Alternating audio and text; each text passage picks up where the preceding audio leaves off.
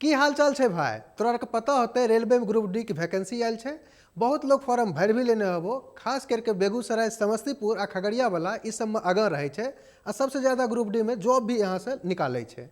तो आज हम लोग बात करेंगे कि आखिर ये जो पोस्ट निकला हुआ है, लगभग 14 से अधिक पोस्ट है, तो इसको हम किस रूप में प्रेफरेंस दें ताकि हमें फ्यूचर में कोई प्रॉब्लम ना हो। क्योंकि ऐसा देखा गया है कि पहले जो है लोग किसी भी पोस्ट को चूज कर लेते हैं, बाद में जब जॉब करने लगते हैं तो उन्हें इस बारे में प्रॉब्लम होती है। तो पूरे डिटेल से हम लोग बात करेंगे कि किस पोस्ट के तहत कौन से कार्य होते हैं और आपको कौन से पोस्ट को जो है पहले चूज करना चाहिए। सबसे पहले हम ग्रुप डी में जितने भी पोस्ट हैं उनके बारे में समझ लेते हैं, फिर हम आपको बताएंगे कि वो कौन से 5 टॉप पोस्ट हैं जिसे आपको प्रेफरेंस देना चाहिए। सबसे पहले पोस्ट की बात करते हैं रेलवे पॉइंटमैन की। इस पोस्ट के तहत ये होता है कि आप जो है रेलवे की ट्रैक को चेंज करते हैं, इसके साथ ही वहाँ पे जो हरी झंडी दिखाया जाता है रेलवे को जाने के लिए, तो वो इन्हीं पोस्ट के द्वारा दिखाया जाता है।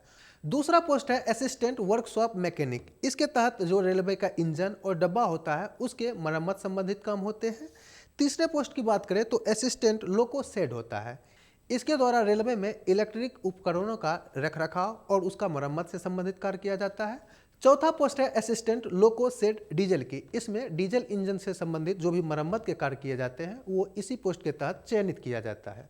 पांचवा पोस्ट है असिस्टेंट कैरियर एंड वैगन का। इसमें आप देखोगे कि जो पैसेंजर और मालगाड़ी हैं उनके डिब्बों की जो रखरखाव का काम होता है वो इन्हीं के द्वारा किया जाता है। छठा पोस्ट की बात करें तो असिस्टेंट ट्रेन लाइट वर्कशॉप का होता है। इसके तहत ये होता है कि रेल तैयार होते समय उसमें जो एसी का फिटिंग काम किया जाता है वो इसी पोस्ट के द्वारा किया जाता है। अगला पोस्ट है असिस्टेंट टीएल एंड एसी का। इसके तहत जो रेलवे और वहाँ के जो ऑफिस होते हैं उसमें एसी संबंधित जो मरम्मत का कार्य किया जाता है वो इन्हीं के द्वारा किया जाता है। अब हम लोग बात करते हैं 8वें पोस्ट की, जो है असिस्टेंट ऑपरेटर की।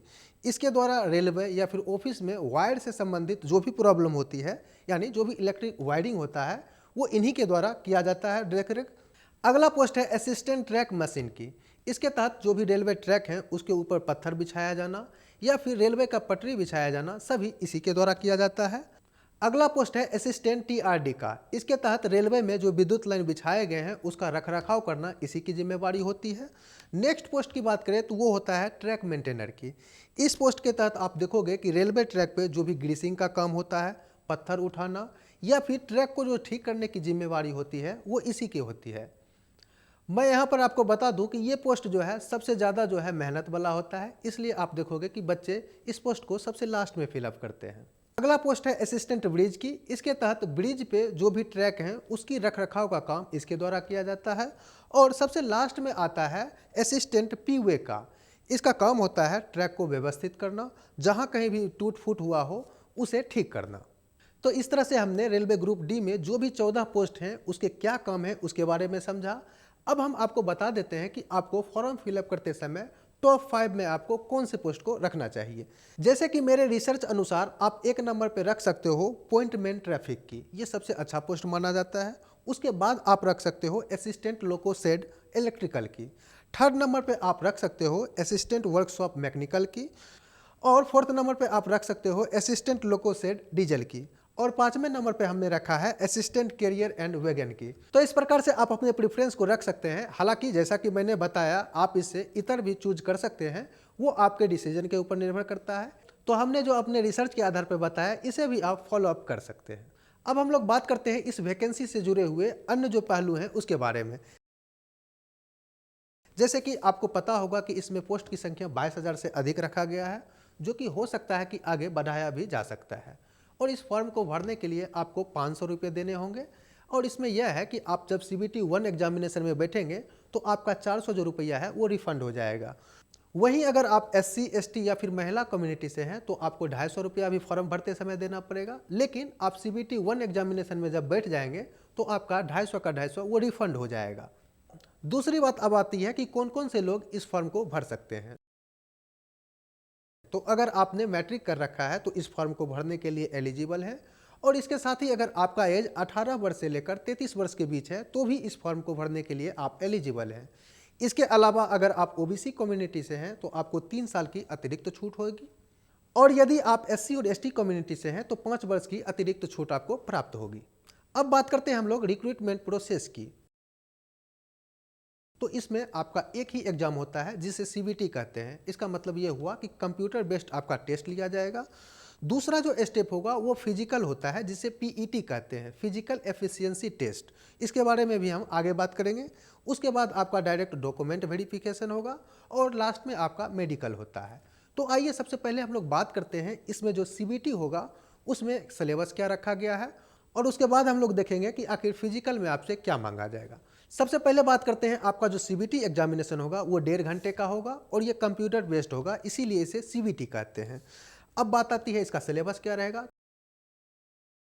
तो जनरल साइंस से आपको 25 क्वेश्चन पूछे जाएंगे, मैथमेटिक्स से 25 क्वेश्चन पूछे जाएंगे, रीजनिंग से 30 क्वेश्चन होंगे और करंट अफेयर से 20 क्वेश्चन होंगे। टोटल मिलाकर आपको 100 क्वेश्चन होंगे जो कि 100 मार्क्स का होगा। हाँ, इसमें एक बात और भी ध्यान रखना होगा कि 1/3 निगेटिव मार्किंग भी है, यानी एक क्वेश्चन गलत होने पे आपका 1/3 मार्क्स पेनाल्टी के रूप में काट लिया जाएगा। तो आप यहाँ पर गलती करने से बचें। थोड़ा हम लोग बात करते हैं कि आखिर साइंस में क्या पूछा जाएगा। तो 10th लेवल का आपने जो फिजिक्स, केमिस्ट्री और बायोलॉजी पर रखा है उससे रिलेटेड आपको प्रश्न पूछे जाएंगे। करेंट अफेयर में जो भी एक साल का करंट घटनाएं हैं, चाहे वो नेशनल हो या फिर इंटरनेशनल हो, उससे रिलेटेड आपको प्रश्न पूछे जाएंगे। अब बात आती है मैथ की। तो मैथ में जो भी जनरल कंपटीशन में, चाहे वो परसेंटेज हो, टाइम एंड वर्क हो, वोट एंड स्ट्रीम हो, प्रॉफिट एंड लॉस हो, तो इससे प्रश्न जो है आपके पूछे जाएंगे।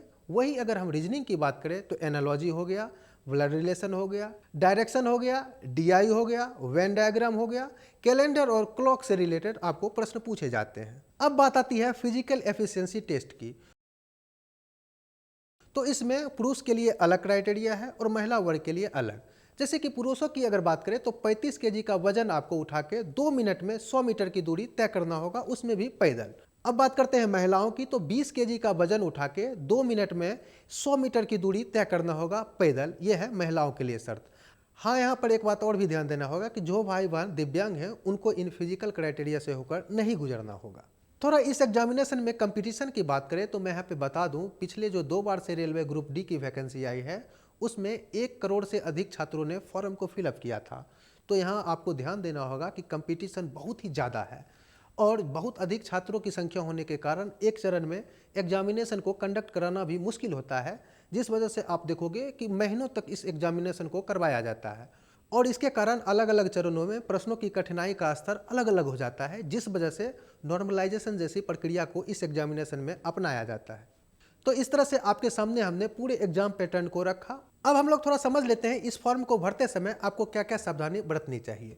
अगर आप पहली बार रेलवे की फॉर्म भर रहे हैं तो आपको ये होगा कि वेबसाइट पे जाके आपको सबसे पहले एक अकाउंट क्रिएट करना होगा। उसके बाद आपको डिजी लॉकर से ऑथेंटिकेट करना होगा और बाद में जाके आपको एक लाइव फोटो देना होता है, जिसके बाद आपको फोटो और सिग्नेचर अपलोड करना होता है। हाँ, इसमें एक बात आपको ध्यान रखना होगा कि आपका जो फोटो और सिग्नेचर होना चाहिए वो या तो जेपीजी फाइल में होगा या फिर जेपीईजी फाइल में। इसके अलावा एक बात और भी ध्यान रखना होगा कि आपके फोटो और सिग्नेचर का जो साइज होगा वो 30 से लेकर 50 केबी के बीच होना चाहिए।